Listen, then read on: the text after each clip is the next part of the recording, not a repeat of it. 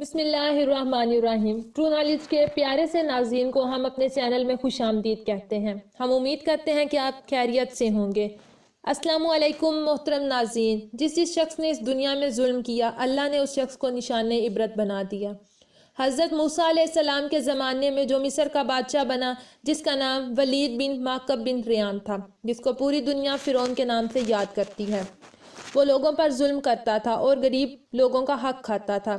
جو کوئی اس کی غلامی نہیں کرتا تھا اس کو قتل کر دیتا تھا اور غلاموں سے بہت مشکل کام کرواتا تھا۔ تو اللہ تعالیٰ نے اپنے نبی حضرت موسیٰ علیہ السلام کو حکم دیا کہ فرعون تک میرا پیغام پہنچا دیجئے کہ وہ انسانوں پر ظلم نہ کرے، ورنہ اللہ تعالیٰ کا عذاب آ جائے گا۔ یہ سن کر وہ مذاق اڑانے لگا کہ میں خدا ہوں اور میں کسی کا حکم نہیں مانتا، معاذ اللہ۔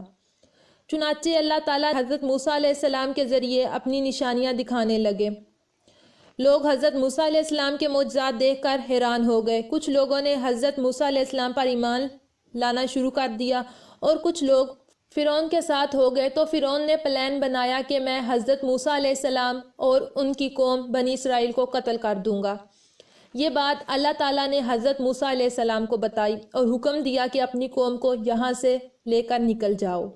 جب فرعون کو اس بات کا علم ہوا تو وہ اپنا لشکر لے کر نکل پڑا۔ جب دریا کے کنارے پہنچے تو قوم نے کہا، اے موسیٰ علیہ السلام، ہمیں کہاں پھنسا دیا؟ ہمارے آگے دریا اور پیچھے لشکر ہے۔ تو حضرت موسیٰ علیہ السلام نے کہا، گھبرانے کی ضرورت نہیں، اللہ تعالیٰ ہماری مدد کرے گا۔ اتنی دیر میں غیب سے آواز آئی، اے موسیٰ علیہ السلام، اپنا عصا دریا میں مار دیجئے۔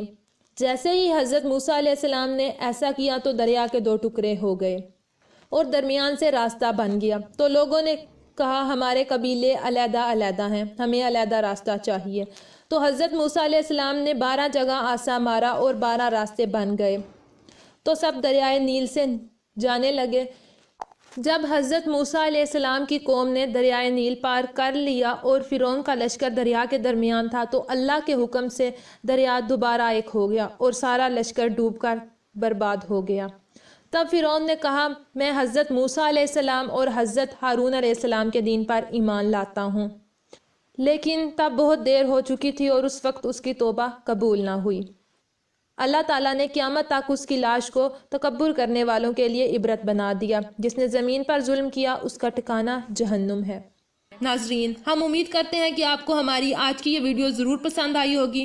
اگر آپ کو ہماری آج کی یہ ویڈیو پسند آئی ہے تو آپ سے گزارش کرتے ہیں کہ آپ ہمارے چینل ٹرو نالج کو ضرور سبسکرائب کریں اور ساتھ لگے بیل کے بٹن کو بھی پریس کر لیں تاکہ آپ کے پاس ہماری آنے والے مزید معلوماتی ویڈیوز کا نوٹیفیکیشن بر وقت ملتا رہے۔ سبسکرائب کے ساتھ ساتھ ہماری ویڈیو کو لائک بھی کریں اور اپنی قیمتی رائے کا اظہار کمنٹس میں ضرور کریں۔ محترم سامعین، ہم یہ واقعات اور معلومات آپ تک پہنچانے میں بہت ہی احتیاط سے کام لیتے ہیں۔ اس کے تصدیق شدہ ہونے پر پوری توجہ دی جاتی ہے۔ اگر کسی جگہ آپ کو شریعت اور حقیقت کے خلاف محسوس ہو تو فوراً ہمیں کمنٹس کے ذریعے آگاہ کریں۔ ہمیں کمنٹس کریں تاکہ ہماری ٹیم کی داد رسی ہو۔ ناظرین، ہمارے چینل کو اس طرح سے دیکھتے رہیے۔ ہم پھر حاضر ہوں گے ایک نئے ٹاپک کے ساتھ۔ اللہ تعالیٰ آپ کا اور ہمارا حامی ناصر ہو، آمین۔ ہماری مزید ویڈیوز دیکھنے کے لیے ابھی چینل کو سبسکرائب کریں اور بیل آئیکن بھی پریس کریں، یا اسکرین میں دی گئی ویڈیوز میں سے کوئی ویڈیو سلیکٹ کریں۔ شکریہ۔